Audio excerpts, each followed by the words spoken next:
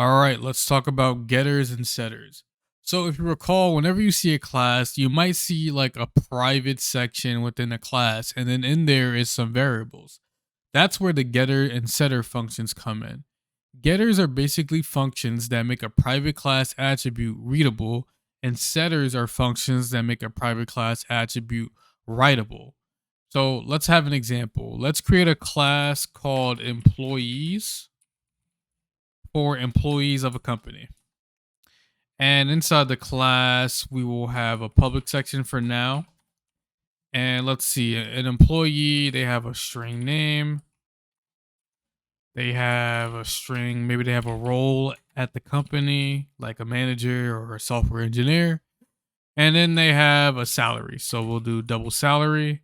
And let's just say the starting salary for every role is like $30.15 an hour. So we have a class called employee. We have attributes and name, role, and salary, which we initialize to 30.15 because that is the default salary for every role at this company. And don't forget your semicolon at the end of the class as well, or else the compiler will scream at you. Now let's create an employee called Cam and let's see out his salary. So we'll do employee Cam. And then we want to see out Cam salary. So we'll do see out cam.salary. And this should see out 30.15. So let's run this code. Yep, 30.15. Okay, so that's Cam salary. So this is cool and all. Everything works, everything compiles. But what if Cam wanted to be a little greedy, little, hungry employee and set his salary to something like 500? Well, Cam can just go into the code and then do cam.salary and set that equal to like 500.50. The 0.50 is because he's greedy. He wants that extra dollar per 2 hours. So let's run this code and let's see what happens. Cam is now making 500 per hour. So we don't want that.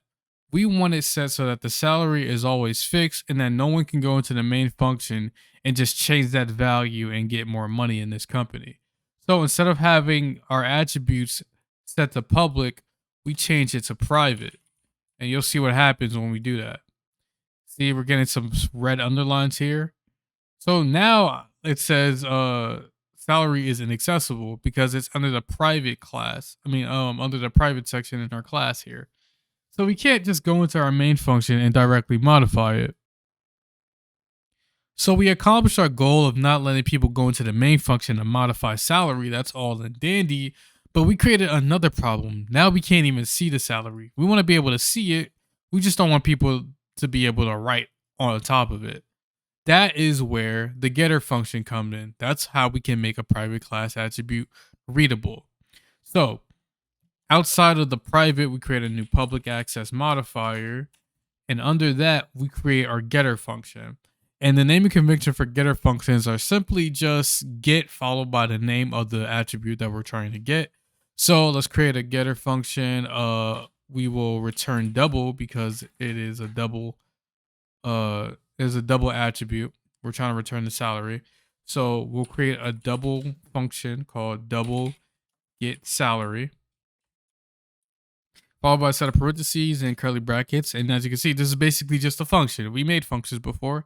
The only difference is, maybe we made a void function, right? You probably made a void function before, but now we're making a double function. And the reason why we're making a double function is because we just want to return the salary, and the salary is of the double data type. If the salary was of the integer data type, then our getter function would be int. But because we have dollars and cents, it's better to use double in this scenario. So we have our getter function called double get salary, and inside of it, we simply just want to return salary. And what this does is, instead of couting cam.salary, we can now cout cam.get salary, followed by a set of parentheses. We're basically just calling the getter function. Now we can actually see the salary without, making it public and risking people being able to modify it. So let's run this code and we should get 30.15. Yep. So this still accomplishes what we did here before. Remember I commented this person trying to be greedy out? So it still will give us an error like, hey, you can't access this. But at the very least, now we can read it. Now we can actually see the salary and we don't even risk the chances of someone modifying it. That is why getter functions are very, very useful because it allows us to determine, hey, I don't want anyone touching this. I don't want anyone changing this. I want this to stay the same, but I still want people to see it. So I create a getter function. Now, setter functions allow us to make a private class attribute writable. So let's create a setter function. Now, setters are usually just void, so we can do void set salary. And in this, we will pass in a double value because we want the user to call the function and then change the salary to whatever they want. So we'll just pass in a double value and we'll just call it X. And then we'll say salary will be set to whatever X is. Now, let's go into our main function and let's use this setter function. So instead of this line here where it's cam.salary set equal to 500, we will call in cam.set salary. And now we can, set that to a crazy amount per hour. So this line here, 23, it uses the set function to modify this private attribute salary and set it equal to 500.5. Now let's run this and what's cam salary now? 500.5. Now you may be asking, wait, whoa, what's going on? Why? Well, I thought we were supposed to make it so that, people can't modify the salary. This is pretty much backwards. Why not just make salary public if you're going to let people modify it anyway with the setter function? I know what you're thinking. Calm down. There's a reason for it. There's a method to this madness. Now, the reason why we have setter functions, even though people can just go in and modify this and change this value to whatever they want, have an employee make 500 an hour. The reason why we have setter functions is so that we can set up rules for writing on top of an attribute. And here's what I mean. Let's say my boss says, hey, look, I'm going to start you guys at 30.15, but you can request as much as 40 an hour, but I'm not going to pay you guys less than minimum wage, obviously, because that's illegal. So that's where the setter function comes in for set salary. We wanted to be able to make it so that people can come in, call in a set salary function and say, hey, I want to make, maybe I want to make 36 an hour. Maybe I want to make 38 an hour. Anything under 40 anything less than or equal to 40 is valid. Just don't go over 40 because, hey, the boss said he's not paying us more than 40 and he's obviously not going to pay us less than minimum wage because that is illegal. So how do we set that up? How do we set it so that we can make it so that the salary is writable, but also set up parameters so that they don't do anything crazy like 10,000 an hour? So currently as it stands, our setter function accepts a double value X and it just takes anything, you know what I'm saying? People can just come in here, they can put whatever. X can be 10,000 per hour, X can be 1,000,000 per hour. We don't want that.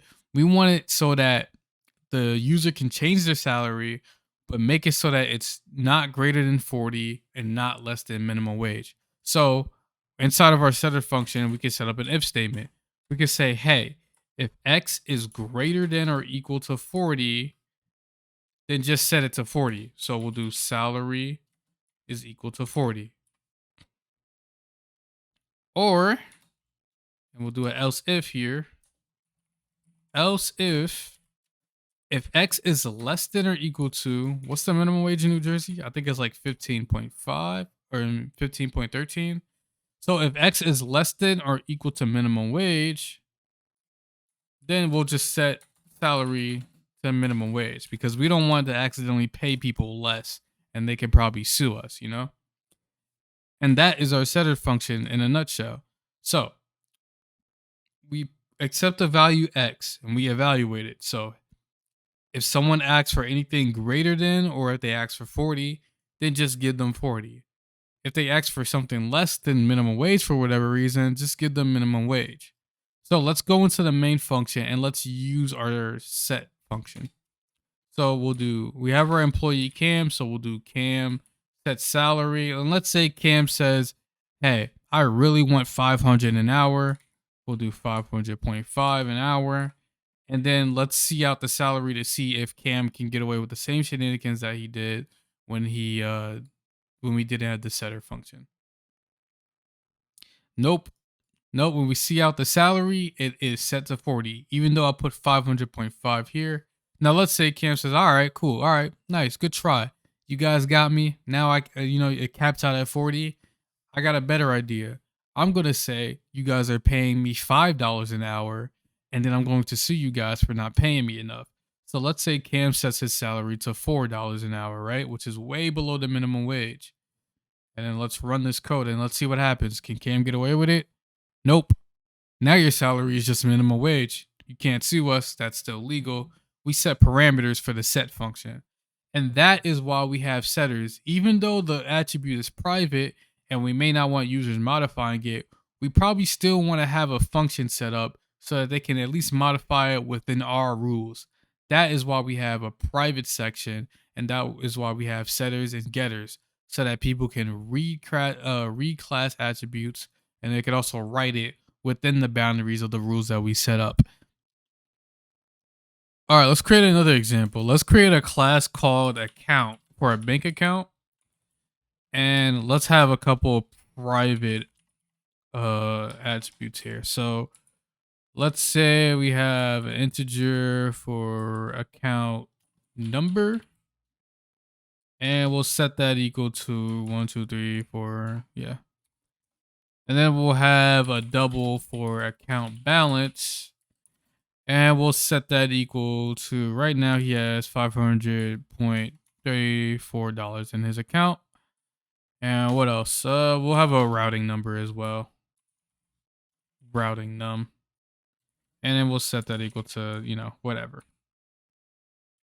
Let's tone it down a little bit though. We don't need that much data. And don't forget classes are statements, so put your semicolon here. So we have a class called account for a bank account.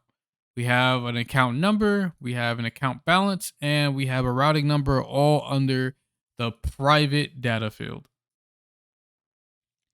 So we don't want anyone changing the account number or the routing numbers because that would be very detrimental and will cause a lot of issues. But we still want the user to be able to read their account number and routing number. So we're going to need getter functions because that's going to make the private class attributes routing number and account number readable. So let's create a public section. And under the public section, we will create a function called int get account number. And then we will just return account number. And then we also want a getter function for routing numbers. So we will do int routing num. And remember, this is an integer function because at the end of the day, we're returning an integer. And in this case, the integer is the routing number. So we will return routing number. And then if we go into the main function and someone goes, hey, I need my account number and I also need my routing number, then we can just simply create a class of the account class. Create an object of the account class. We'll just call this account1. And then we'll call in account1.get account number. We want to see out it, by the way. So we see out account number by calling in the getter. And then we want to see out account1.get routing. I did not call this to get, my bad. Typo there. We'll call this get routing function here. And let's create a new line as well.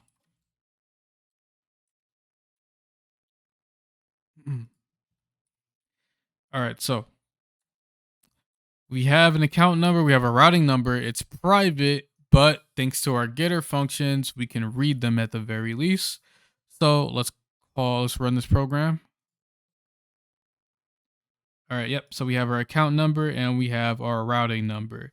The reason why we put getters is because we don't want someone coming in and going, I'm gonna change your account number. Haha. AACC number. We're gonna set this equal to 42069. Get pranked.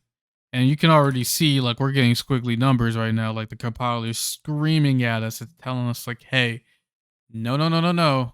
Account number is inaccessible. You can only read it. All right, cool.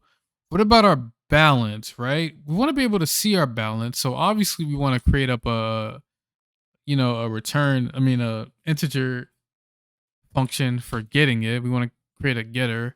So we want to create get balance, right? Obviously we want to see our balance. So we will return account balance. And this will work just like the other ones. Let's create a new line here. You can just see out account one dot get balance.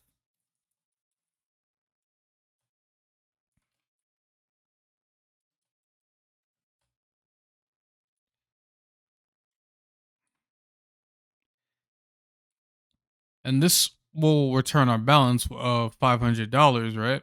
That's cool and all. Let's see if that works. Yep, we got $500. But what if we want to modify it, right? Like obviously we want to withdraw money, we want to, take out money and stuff like that. How do we set it up so that we can modify the balance, but we also don't want people coming in and saying stuff like, "Hey, haha, now my balance is 10 million. I'm super duper rich," right? Well, this is where we're going to bring everything together. We're going to bring in setters, we're going to bring in methods. We're going to bring it all together here. Everything that you learned from classes and objects all the way up to now is going to be used in this example. But first, let's just keep it simple. Let's create a setter function for the balance for now, just so we can make sure that people can modify it. So we'll do void set balance, and then we'll return, we'll pass in a double X, and then we will set account balance equal to X. Okay, so as of right now, people can just go in, they have their account and then set balance, and then they can pass in whatever value they want. Let's say they want to be a millionaire so freaking bad, have all the things they never had. They can do that. But, that's not how it works. You can't just conjure money out of nowhere. We need to have a set of parameters in place. So let's just say this particular user has a certain amount of cash in them. So we'll just do int cash. No, we want to do double cash because we're talking about money here. And let's just say they have $100 in cash, right? And maybe they want to deposit that money. So we're going to use the set balance function to deposit our cash here. So within our setter function, we want it set so that this X value, if it's greater than 100, then we'll just see out a message that say, hey, you can't deposit cash that you don't have, because we know that the user only has $100 in cash. Now, if you want to make a full-fledged like withdraw and deposit, there's going to be a lot more complicated stuff going on. But for the simplicity of this, let's just keep it like this, that we know that the person only has $100 in cash. So within our set balance function here, let's say if X is greater than 100, then we will see out a message.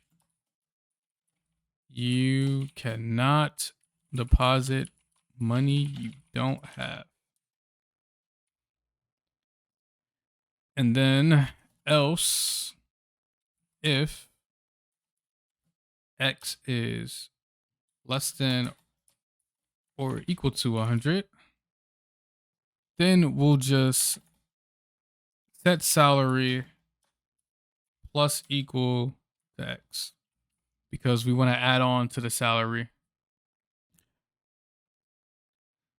I'm sorry, not salary. We're doing account balance.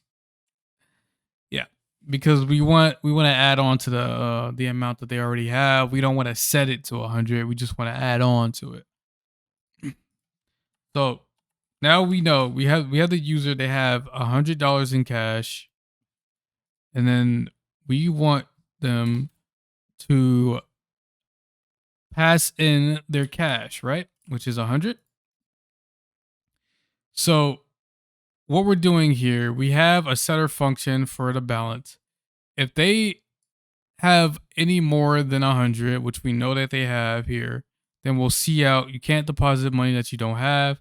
Else, if less than 100, then we'll just add in that money that they had. So let's call this in, and this should just see out our balance of 600. Yep, because we added on to our balance of like 500.